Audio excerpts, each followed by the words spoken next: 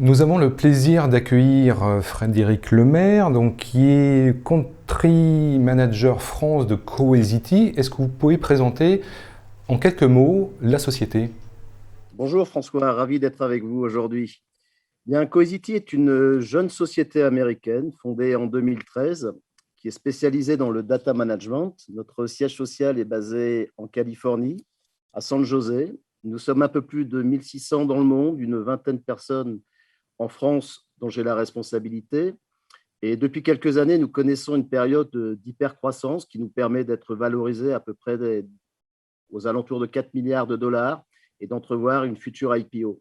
Alors, on ne peut pas évoquer l'ADN de Cohesity sans parler de son fondateur et actuel CEO, Mohit Aron. Mohit est une véritable célébrité dans la Silicon Valley. Il fut l'architecte en chef du Google File System sur lequel repose l'essentiel des apps Google que nous utilisons aujourd'hui. Et il est reconnu comme étant le père de l'hyperconvergence puisqu'il a cofondé la société Nutanix qui a révolutionné le marché de l'IT au cours de ces dernières années. Alors, quelle est notre mission chez Cohesity? Comme vous le savez, les organisations connaissent une croissance exponentielle de leurs données, très souvent réparties dans de nombreux silos au sein de l'entreprise. Et notre mission est d'éliminer la fragmentation massive des données et d'en réduire leur exposition, notamment face aux cyberattaques.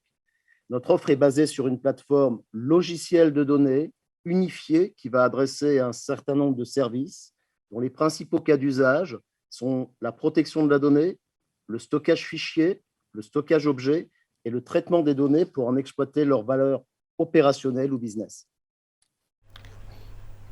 Merci beaucoup. Alors, vous êtes aussi un gros porteur d'affaires, un gros porteur de cloud envers les collectivités locales, les institutions locaux, dans le monde de la santé aussi, hospitalier aussi. En quoi consiste cette offre actuellement?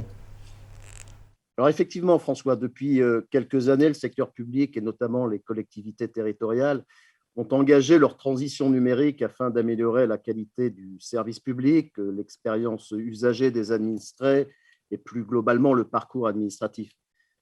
Cette dynamique a été amplifiée récemment par l'annonce du gouvernement d'un fonds de transformation numérique de 88 millions d'euros exclusivement dédié aux collectivités territoriales. Alors, lorsqu'on échange avec les décideurs des administrations territoriales, on s'aperçoit notamment que l'un des principaux challenges face à la transformation numérique est ce que les Américains appellent le skill gap, c'est-à-dire le déficit de compétences des équipes pour assurer la transition numérique.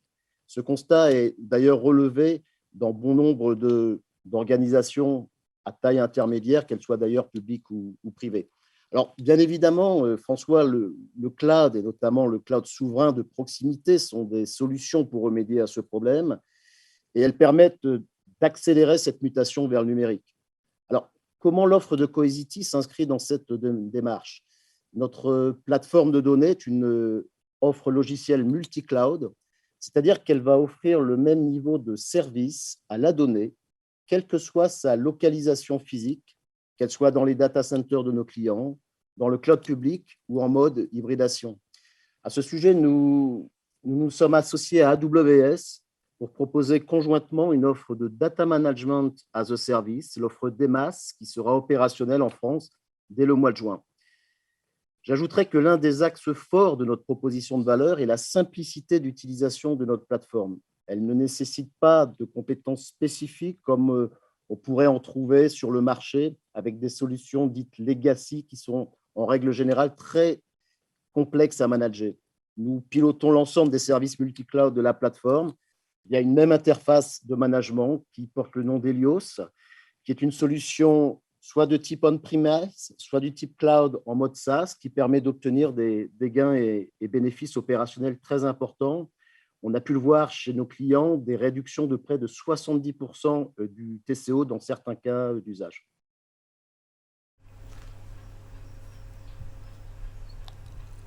Merci beaucoup.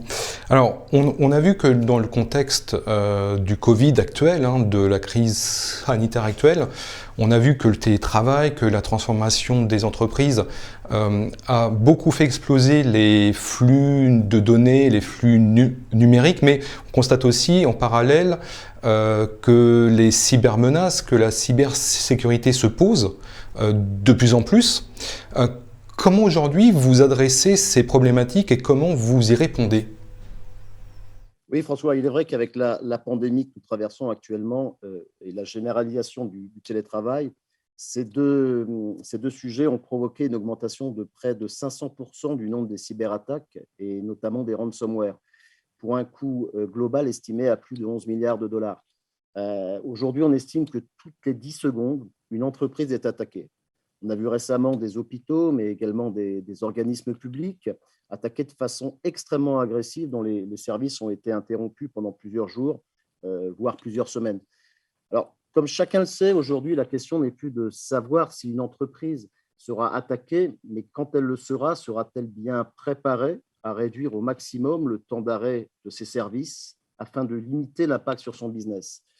Aujourd'hui, peu d'organisations sont capables de restaurer, de recouvrir ne serait-ce que 50% de leurs données et de leurs applications dans les 3 jours qui suivent une attaque. Alors dès lors, on entre un petit peu dans un paradigme différent, celui de la prédictibilité de la stratégie de récupération des données après une cyberattaque. Et c'est là où cette stratégie doit s'inscrire dans un mode opératoire et doit nécessiter bien souvent de repenser l'ensemble des politiques de sauvegarde de données mises en place jusqu'à présent. La sauvegarde est donc le dernier rempart, la dernière ligne de défense contre les attaques sophistiquées de ransomware. Et là, notre solution s'inscrit dans une démarche de prévention, de détection et de récupération des données. Alors, la prévention, comme je l'ai dit tout à l'heure, notre objectif est d'éliminer les silos de données dans l'entreprise sur une plateforme logicielle unique et donc de réduire l'impact des attaques.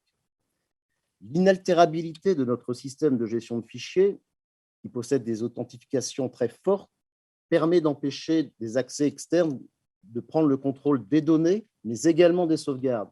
On s'aperçoit que depuis un certain temps, quelques mois, les sauvegardes sont de plus en plus la cible des cybercriminels.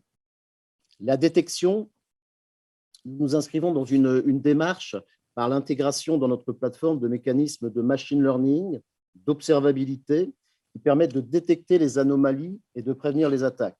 Et enfin, la phase de récupération des données, elle se fait via des mécanismes de restauration instantanée à grande échelle ou flexible, où on va apporter un certain niveau de granularité si on souhaite relancer dans un premier temps les applications les plus stratégiques. Donc on le voit, François, plus généralement, un sujet sensible qui nécessite souvent pour les entreprises et notamment les collectivités territoriales la refonte intégrale du système de protection des données. Merci beaucoup Frédéric. J'espère que ça a répondu aux interrogations de nos spectateurs et spectatrices. Merci beaucoup. François. Merci.